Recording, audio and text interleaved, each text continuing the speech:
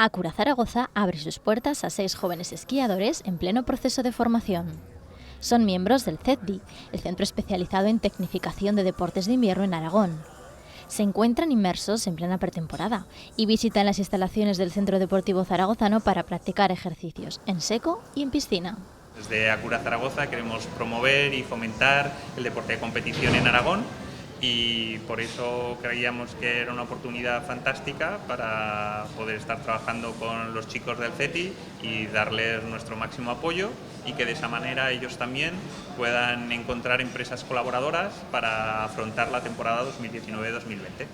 Una acción que se enmarca dentro de la estrategia de responsabilidad social corporativa de Acura y que visibiliza el talento deportivo que hay en Aragón de cara a la sociedad.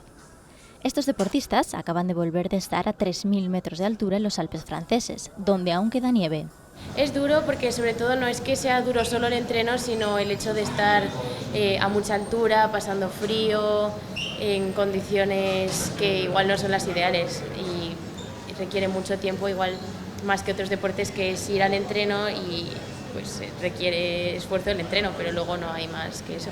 Con esfuerzo y ganas, estos jóvenes conseguirán su sueño de convertirse en deportistas de élite y participar en las ligas internacionales de deportes de invierno.